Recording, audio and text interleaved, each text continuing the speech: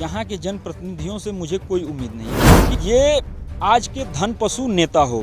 इन्हें अपनी बात रखना ही नहीं आता, ये ढंग से संविधान का स नहीं बोल पाते। आप इनसे यही उम्मीद करिए कि ये जनता को दारू शराब पिलाकर चुनाव जीत जाएं और ये 5 करोड़ 6 करोड़ जो निधि आती है वो अपनी जेब में भर लें। नमस्कार, मैं वीर सिंह। इस वक्त मैं मौजूद हूँ आजमगढ़ जनपद के सगड़ी तहसील में भदौरा खास में। यहाँ पे मेरे साथ कुछ लोग मौजूद हैं और ये बाढ़ग्रस्त एरिया है। ये लोग खेती कर रहे थे यहाँ पे। आज कुछ लोगों से मैं इनकी समस्याओं के बारे में जानने की कोशिश करता हूँ। देखता हूँ कि जब बाढ़ आती है तो इनको किन किन मुसीबतों का सामना करना पड़ता है, क्या दिक्कतें होती हैं, क्या परेशानियाँ होती हैं। देखते हैं लोग क्या बताते हैं। क्या नाम है? राम केवल। क्या करते हैं? मजदूरी करते हैं। अच्छा, ये इसी बाढ़ग्रस्त एरिया में ही रहते हैं? जी। जब बाढ़ आती है, आप लोग वर्षों से देख रहा हूँ, तो कितनी परेशानियाँ झेलनी पड़ती हैं? बहुत परेशानी आती है। अच्छा, यहाँ बच्चे पढ़ने उड़ने कैसे जाते हैं? बाढ़ तो 6 महीने तो फिर जो है विद्यालय बंद ही हो जाता है, तो कैसे शिक्षित कैसे करते हैं? यहाँ शिक्षा का स्तर कैसे अच्छा करते हैं आप लोग? जो लोकल स्कूल में है, ये है आसपास में जाते हैं। कभी कभी स्कूल बंद हो जाता है। अच्छा, बाढ़ के दिनों में, बरसात में बाढ़ बंद में। हो जाता है। जी, फिर जब मौसम सही होता है तो खुलता है। फिर खुलता है। राशन वासन मिलता है? जी, राशन मिलता है। अच्छा, आवास वास मिला? जी, आवास मिला। क्या लगता है कि जो ये जितनी परेशानियां आप लोगों को उठानी पड़ती हैं, कभी यहाँ के जनप्रतिनिधि वगैरह भी आप लोगों का कुशल क्षम पूछते हैं, आते होते हैं? ये कोई नहीं आता है। नहीं, पूछता नहीं है कि नहीं। कैसे चल रहा है? ये नहीं। अच्छा, अभी आगामी 2022 का विधानसभा चुनाव है। अब ये आएंगे लोग, बात करेंगे, वोट देंगे। आप तो वोट करेंगे ना किसी न किसी को, तो इस बार क्या मुद्दा होना चाहिए आपको? इस पर हम कैसे नेता का चुनाव करेंगे? ये यहाँ के शंकर यादव बहुत अच्छे नेता हैं। अच्छा, जी लगता है गरीबों की वो मदद करते जी जी। और वैसे अभी हैं बहुजन के धनी पटेल, हैं। भी काफ़ी वर्षों से लगे हुए हैं बीएसपी में शामिल हैं। क्या नाम है सर? राजा राम सर। क्या करते हैं आप? खेती करते हैं सर। अच्छा, ये बाढ़ से तो आप लोगों की खेती पूरी बर्बाद ही हो जाती जी है। जी जी। अभी तो समझ ले कि अभी गेहूँ बोने का चांस ही नहीं कोई है। अभी खेत में पानी लगा हुआ है। ये हर साल की समस्या रहती जी, हर साल की है। ये नेपाल से जो पानी आ गया था, सोलह कि इतना नुकसान हुआ, इतना नुकसान जितना नहीं चाहिए। है। अच्छा, जी, तो कैसे बच्चों की पढ़ाई लिखाई भी तो बाधित होती होगी बाढ़ से चलते? पूरा हाँ, जब तक बारिश रहती है, बाढ़ रहती है, तो बच्चे लोग घर पे रहते हैं। अच्छा, हाँ, कोई उसके लिए स्कूल नहीं, कोई कुछ नहीं। जब बाढ़ ही पूरा, जब स्कूल डूबा रहता है तो बच्चे लोग कहाँ जाएंगे? और फिर कैसे ये स्वास्थ्य सुविधाएं कैसे मुहैया हो पाती हैं फिर? स्वास्थ्य सुविधाएं वही समझ ले कि फ़ोन करते हैं, अपना ये गाड़ी जो आती है 112 नंबर, चाहे जो भी आती है, वही समझ के टाइम से आ जाती है तो ठीक है, नहीं तो अपना कैसे खींच खाच के ले जाते हैं। हाँ, नाव का भी समझ ले कि जैसे 10 गांव है तो एक नाव है, तो एक नाव से कहाँ से आदमी जा पाएगा? ये बड़ी समस्या जी है। जी मतलब किसी की तबीयत खराब हो जाए जी। तो समय से इलाज नहीं हो नहीं, पाता। कोई सवाल ही नहीं सर, कोई मतलब भी नहीं है। जी, मतलब बच्चे ढंग से पढ़ भी नहीं पाते हैं और स्वास्थ्य सुविधा भी नहीं मिल पाती। नहीं मिल पाती, मिलती है लेकिन वही कुछ कुल खो जाने के बाद। अच्छा, जी, इस पर यहाँ के जनप्रतिनिधियों ने बाढ़ की समस्या को लेकर ध्यान दिया या नहीं दिया? बहुत कम आते ही नहीं है लोग। जब इलेक्शन आता तो आते हैं, उस तरह कोई आता ही नहीं है। क्या उम्मीद जताएंगे आप सरकार से? सरकार से क्या उम्मीद जताएं, जब सरकार अभी तो देख ही रहे हैं जो चल रहा है। अभी हम लोग को चाहिए मान लें कि फसल में गेहूं डालना है तो ब्लॉक से बीज मिल लेना, चाहे गन्ना करना है तो ऐसे गाय साढ़ जितना परेशान करते हैं, उसका कोई व्यवसाय नहीं है। गौशाला पे जाइए तो पैसा मांगते हैं, बोलिए अपना गौ बांधना है तो पैसा दीजिए तो बांधेंगे। गौशाला में भी पैसा मांगा जाता है? जी, पैसा मांगा जाता है। अच्छा, जी, यहाँ आसपास कौन सी गौशाला है?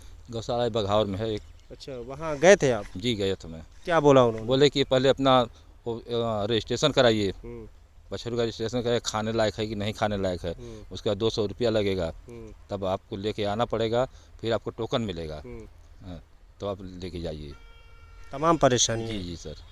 सुविधाएं नहीं मिल पा रही? जी नहीं, बहुत परेशानी पशुओं से। सारे पशु ना फसल खा जाते हैं, ना धान हो पाता है ना गेहूँ हो पाता है। अच्छा, बहुत मुश्किल होती है इसके बारे, पशु के बारे में। बहुत पशु हैं। तो आपने देखा ये यहाँ पे लोग हैं और कुछ लोग मुझे मिल गए थे खेतों की तरफ, और एक लोग मेरे साथ और मौजूद हैं। मैं इनसे भी बात करता हूँ। देवारा की बड़ी समस्याएं हैं, पशुओं से भी लोग परेशान हैं। छुट्टा पशु खेतों में घूम रहे हैं, इनकी फसलों का नुकसान कर रहे हैं, जिससे इनके खेत की फसलें ख़राब हो जा रही हैं। एक तो 6 महीने बाद किसी तरीके से ये खेती करने के लिए आते हैं, उसके बाद अगर छुट्टा सांड या पशु उनकी फसलों का नुकसान करे तो ये बेचारे मायूस हो जाते हैं। ये देवार अंचल के किसान हैं। मेरे साथ एक लोग और मौजूद हैं, मैं उनसे भी बात करता हूँ, देखता हूँ कि देवारा में कितनी समस्याएं आती हैं, देखते हैं क्या बताते हैं। क्या नाम है सर? मेरा नाम आलोक प्रताप सिंह है। तो देखा कि आप जो है किसान भाइयों से कुछ चर्चा कर रहे थे। हाँ, एक्चुअली ये मिल गए थे यहीं पे, तो हमने इन लोगों से यहाँ की समस्याओं के बारे में जानने की कोशिश की है। अगर ये हमारे लिए अच्छी बात है कि आपसे भी मुलाकात हुई और आप यहीं के रहने वाले हैं, यहाँ की समस्याओं से अच्छी तरह वाकिफ़ भी होंगे। तो मैं ये जानना चाहूँगा कि यहाँ की बड़ी समस्याएं क्या रही हैं? यहाँ तो तमाम समस्याएं हैं। ये बाढ़ पीड़ित क्षेत्र है। यहाँ सबसे बड़ी समस्या शिक्षा, स्वास्थ्य, किसान संबंधी समस्याएं इतनी हैं कि पूछिए मत। अभी हमारे देखिए वो बंधे पे ट्रालियां जा रही होंगी गन्ना किसानों का। सबसे बड़ी यहाँ समस्या ये है कि लगभग मान के चलिए कि बंधे से उत्तर साइड तमाम जो है गन्ना लगा रखा है किसानों ने, उनका भुगतान नहीं होता है। जबकि स्वामीनाथन कमेटी ने एक रिपोर्ट जमा की थी, उस रिपोर्ट में उन्होंने बताया कि 14 दिन के अंदर गन्ना किसानों का भुगतान हो। देखिए वो ट्रैक्टर जा रहा है सामने अनलोडिंग हो करके। तो एक तो समस्या वो है, किसान आवारा पशुओं से परेशान है। दूसरी सबसे बड़ी समस्या है कि बाढ़ पीड़ित इलाका है। 6 महीने तो ये जो है जलमग्न रहता है पूरा इलाका, और उसके बाद ये 6 महीने तक अपना घर बनाते हैं, खेती करते हैं। बाढ़ आती है, इनका घर तोड़ देती है। एक कोई भी राजनेता या जनप्रतिनिधि बाढ़ के समय में इनकी सुध लेने नहीं आता है। अभी आगामी विधानसभा चुनाव है, देखिए कुकुरमुत्तों की तरह ये हाजिर हो जाएंगे। इनको रोटी, कपड़ा और मकान जो बेसिक नीड होती है, एक आम जनमानस की एक जो बेसिक नीड है, वो नीड भी यहाँ के जनता की पूरी नहीं हो पाती है। यहाँ अस्पताल है, हमको जिला अस्पताल ले जाना पड़ता है। अगर किसी को अचानक कुछ हो जाए, यहाँ तक कि अगर एक छोटा सा सांप या बिच्छू काट ले तो उसकी दवा भी ब्लॉक पे नहीं मिलती है। और तमाम बाढ़ पीड़ित ये लगभग 40-45 किलोमीटर का ये इलाका जो है ये जलमग्न रहता है। और सोचिए यहाँ कितनी बड़ी आबादी है और लोग रहते हैं यहाँ, पीड़ित रहते हैं, शोषित रहते हैं, वंचित हैं। इनको समय से न उपचार मिल पाता है। शिक्षा बेहद एकदम निरीह स्थिति में है। एक स्कूल है यहाँ बिल्कुल टूटा फूटा, वहाँ जाते हैं, प्राइमरी में आम संसाधन वो मिलते नहीं हैं। शिक्षा के नाम पे धन पशुओं ने अपना जो है शिक्षा केंद्र खोल लिया है, वहाँ से फीस उगाही होती है, शिक्षा कोई मनोनीत हो नहीं पाती है। अच्छा, यहाँ के आम जनमानस का जनप्रतिनिधियों के प्रति कैसा रवैया है फिर इतनी समस्याओं के बाद? देखिए जनता बहुत पीड़ित है। किसी भी पार्टी का जनप्रतिनिधि हो, जनता बहुत पीड़ित है, शोषित है। लेकिन क्या करे, वह मजबूर है। उसके वोट का अधिकार है तो वो कहीं ना कहीं अपना वोट मार के चली जाती है।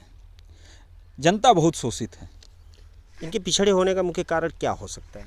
इनके पिछड़े होने का सबसे बड़ा मुख्य कारण इनकी बेसिक नीड पूरी नहीं होती है। अच्छा।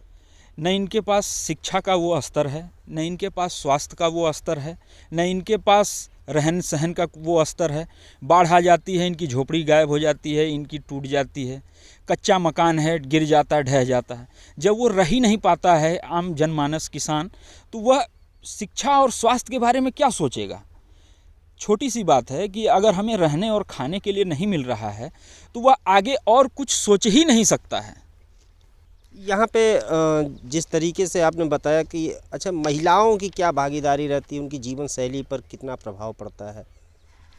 महिलाओं की लगभग महिलाएं गृहिणी हैं, कुछ एक कार्मिक भी होंगी, लेकिन 70 से 80% महिलाएं जो हैं वो गृहिणी हैं।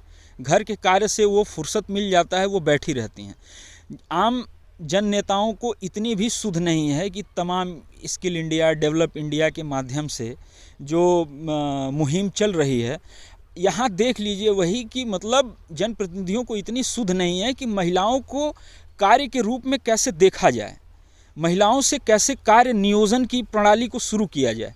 अगर मान लीजिए यहाँ सिलाई बुनाई का कोई केंद्र रहता, सेंटर रहता, शिक्षण कोई संस्थान रहते, जहाँ से आधुनिक कला या जो है कल्पशीली कला अगर यहाँ कुछ विद्यमान रहती तो महिलाएं कहीं ना कहीं जागरूक भी रहती और उसमें अगर निर्गत रहती तो उनकी कुछ आय होती।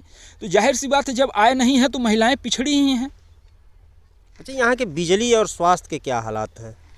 बिजली तो इस समय फ़िलहाल ठीक है, लेकिन स्वास्थ्य संबंधी सुविधा तो बहुत ही एकदम निराधार कहिए उसे, कोई आधार नहीं है। यहाँ अगर स्वास्थ्य संबंधी देखा जाए तो किसी की भी अगर थोड़ी सी भी कोई तबीयत खराब होती है तो उसे जिला अस्पताल यहाँ से 35 से 40 किलोमीटर दूर लेके जाना पड़ता है। और सबसे बड़ी समस्या ये है कि ब्लॉक पे हमने ये एक बार लोगों ने एक मुहिम भी चलाई थी कि कम से कम जो है ब्लॉक स्तरीय पे कम से कम 100 बिस्तर वाला या 100 शयन कक्ष वाला कम से कम एक जिला अस्पताल 100 बेड वाला एक अस्पताल ब्लॉक स्तर पे मिले, क्योंकि बाढ़ प्रोन एरिया है। यहाँ हर 6 महीने में बाढ़ आती रहती है, लोग जो है पीड़ित होते रहते हैं, शोषित होते रहते हैं।